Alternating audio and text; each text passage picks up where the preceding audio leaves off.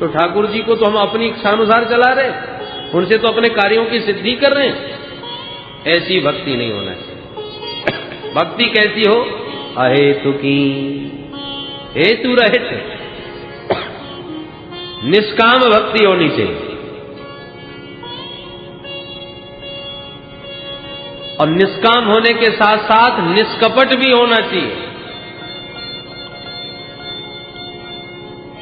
अहेतु की अप्रतिहता, ये भक्ति के दो विशेषण हैं। भक्ति में कोई कामना नहीं होना चाहिए, आपत्ति विपत्ति में ही भगवान याद आवे ऐसा नहीं होना चाहिए। प्रतिक्षण स्वाभाविक भगवान से एक प्रीति हो गई, जैसा मां का पुत्र के प्रति स्वाभाविक प्रेम होता है। चाहे वो घर में रहे बेटा, चाहे परदेश चला जाए, मां तो किसी न किसी बहाने उसे याद करती ही रहती है। जैसे परदेश गए हुए प्रियतम का उसकी प्रिया स्वाभाविक चिंतन करती रहती है, ऐसे भगवान की प्रति स्वाभाविक प्रीति हो, सहज प्रीति हो। भाई सूर्य के उदय होने पर कमल क्यों खिलता है? चंद्रमा के उदय होने पर कुमुदनी क्यों विकसित होती है? इस क्यों का कोई जवाब नहीं। कोई नहीं बता सकता कि ऐसा क्यों होता है, उनका स्वाभाविक प्रेम है। चंद्रमा को देखकर के चकोर क्यों एकटक हो जाता है? स्वाभाविक प्रेम है। इस क्यों का कोई जवाब नहीं है। तो ये जैसे सहज प्रीति इनमें होती है, ऐसी प्रभु के प्रति हमारी सहज प्रीति हो गए, स्वार्थ भरी प्रीति नहीं।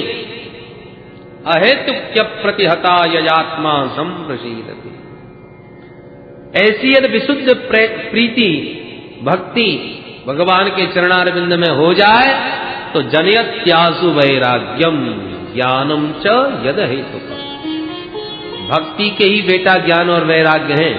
जब भगवान में भक्ति सुदृढ़ हो जाएगी तो भगवान के स्वरूप का ज्ञान भी अपने आप हो जाएगा और जगत से वैराग्य भी स्वतः हो जाएगा। अलग अलग क्रियाएं नहीं होंगी, अपने आप हो जाएगा। मीरा जी का चित्त गिरधर गोपाल में ऐसा चिपक गया कि मीरा जी को फिर घर छोड़ने की जरूरत नहीं पड़ी, घर अपने आप ही छूट गया। घर में रह रही हैं तो कृष्ण दीवानी होके नाच रही है, और घर से कोई निकाल दे तो कोई फर्क नहीं। उनके लिए तो घर के बंधन ही विघ्न बनने लगे। तो घर में रहे तो बराबर और बाहर चली जाए तो क्या फर्क पड़े, घर अपने आप ही छूट गया। कहां कितना बड़ा वैभव, कितनी संपन्नता राजघराने की, और कृष्ण ग्रहित मानसा होते ही अपने आप भगवान के स्वरूप का ऐसा ज्ञान हुआ और जगत से ऐसा वैराग्य हुआ कि कुछ नहीं करना पड़ा और अपने आप ही मुंह से निकल गया, मेरे तो गिरधर गोपाल दूसरा न कोई, मेरे तो गिरधर गोपाल दूसरा न कोई, जाके सिर मोर मुकुट मेरो पति सोई, जाके सिर मोर मुकुट मेरो पति सोई, मेरे तो गिरधर गोपाल, मेरे तो गिरधर गोपाल। मीरा जी कहती है कि दुनिया के जितने नाते रिश्ते हैं मैं प्रयास भी करती हूं कि इनको संभालूं, व्यवहार निभाऊं, पर क्या करें, निभता नहीं। मेरे प्रयास करने पर भी संसार में मन मेरा लगता नहीं, क्योंकि मेरा मन तो उस मनमोहन ने चुरा लिया। आत मात भ्रात बंधु आपनो न कोई, आत मात भ्रात बंधु आपनो न कोई,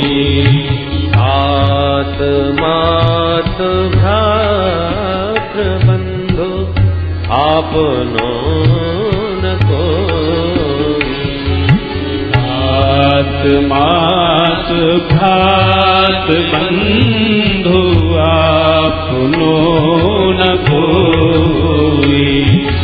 छाड़ दई कुल की कानी, छाड़ दई कुल की कान, छाड़ दई कुल की कानी, छाड़ दई कुल की कान।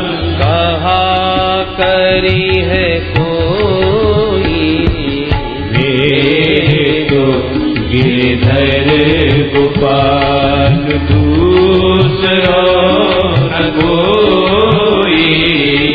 मेरे तो गिरधर गोपाल।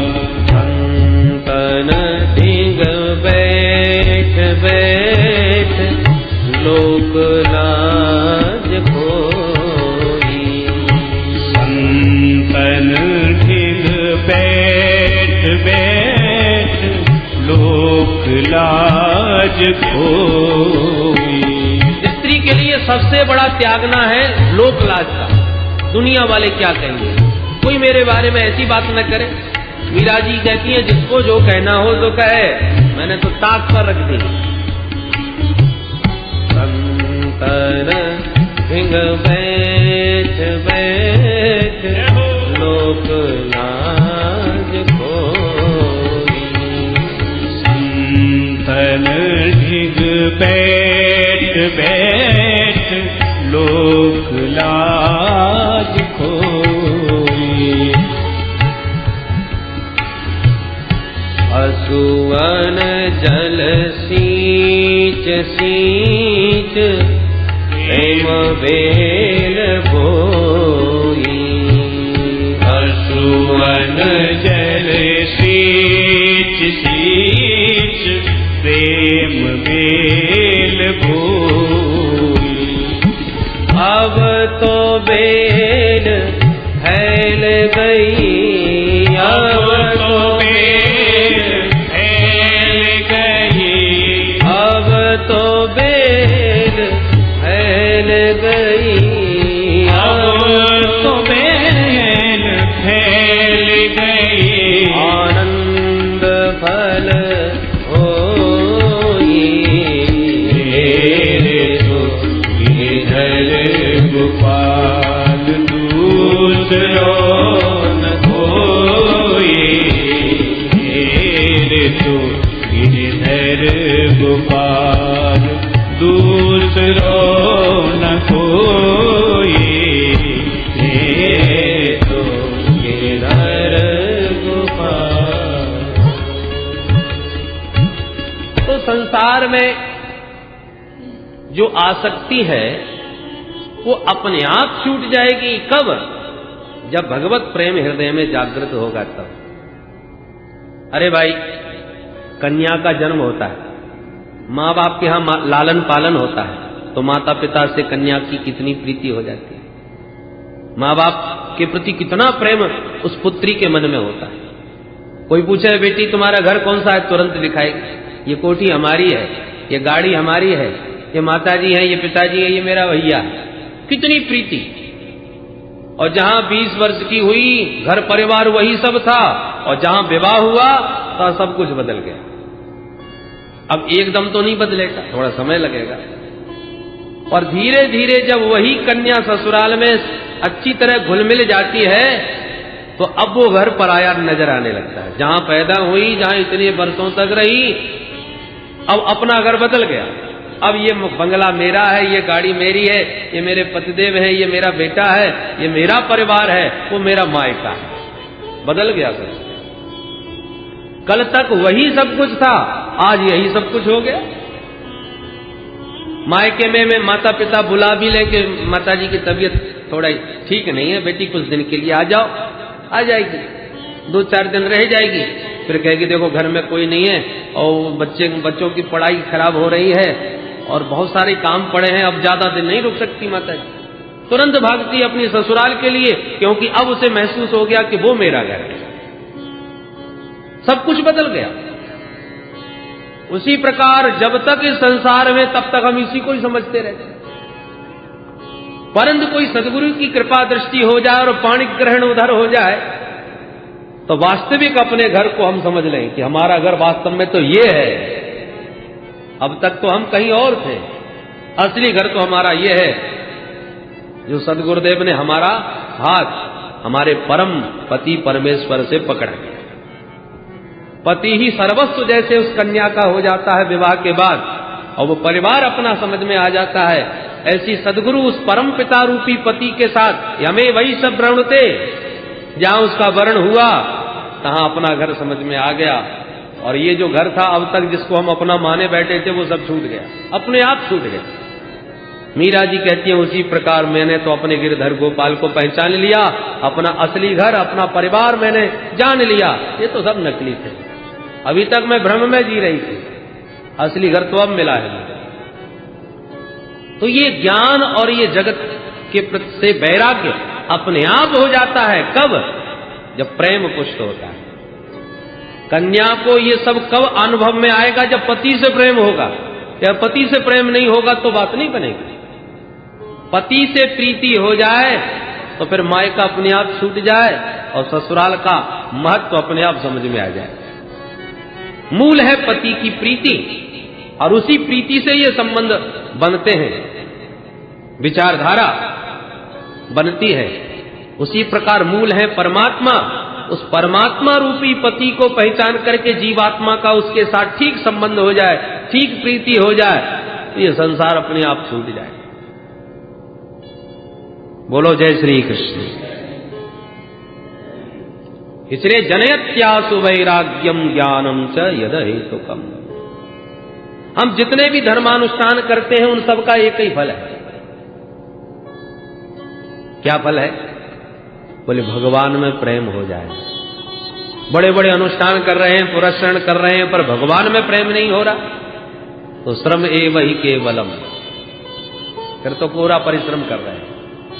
विवाह में लाखों के खर्च किए, खर्चा भाई, खूब बैंड बाजे आए, खूब बड़ी लंबी चौड़ी पंगत हुई, डेकोरेशन खूब हुआ, लंबा चौड़ा ताम झाम हुआ, पर कन्या का यदि पति से प्रेम नहीं हुआ तो सब विडंबना मात्र है, बेकार है, व्यर्थ है। उसी प्रकार खूब धर्मानुष्ठान हो रहे हैं, ये सब काय के लिए? कि हम अपने प्रभु को पहचाने, उनसे हमारी प्रगाढ़ प्रीति हो जाए। यदि नहीं हो पा रही तो सारे धर्मानुष्ठान श्रम मात्र रह जाते हैं। श्रम एव ही केवलम। धर्मास्वनुष्ठित पुंसां विश्वक्सेन कथासु यः नोत्पादयेद्यदि रतिं श्रम एव हि केवलम्।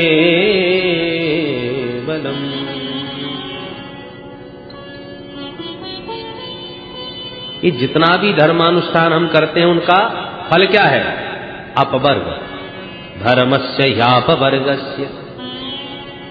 धर्म का अर्थ ये नहीं है कि हमें बहुत सारा धन मिल जाए। धर्म का उद्देश्य अपवर्ग की प्राप्ति है। धर्मस्य ह्यापवर्गस्य। अपवर्ग माने मोक्ष। मोक्ष का नाम अपवर्ग क्यों है? अपगता वर्गः अपवर्ग, जहां पर कोई वर्ग नहीं। हम लोग कई वर्गों में बैठे, स्त्री वर्ग, पुरुष वर्ग, संत वर्ग, ब्राह्मण वर्ग, क्षत्रिय वर्ग, ये कई वर्ग हैं। पर जहां जाने के बाद सब एक ही वर्ग के हो जाए वो अपवर्ग। जिस परम तत्व को जानने के बाद, जिसको पाने के बाद सब एक वर्ग के हो जाए।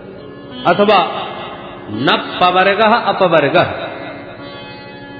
जहां पर पवर्ग न हो उसका नाम अपवर्ग। पवर्ग माने प फ ब भ म।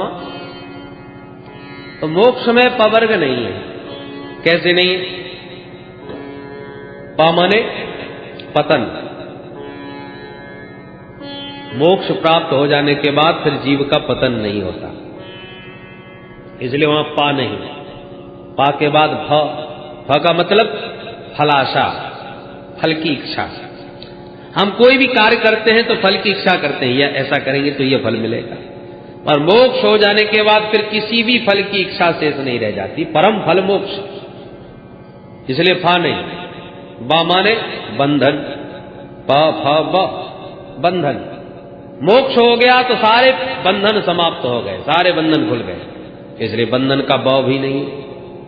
उसके बाद भ माने भय। संसार में प्रत्येक प्राणी भयाक्रांत है, कोई मृत्यु के भय से पीड़ित है, कोई शत्रु से, लाभ हानि से, अनेक प्रकार के भय हैं। परंतु उस परम मोक्ष पदवी को प्राप्त हो जाने के बाद समस्त भय समाप्त हो जाते हैं, इसलिए भय का भाव भी नहीं है। और मां माने मृत्यु, सबसे ज्यादा डर तो मरने का है, तो मृत्यु की पीड़ा से भी जीव सर्वदा के लिए मुक्त हो जाता है, इसलिए मां भी नहीं।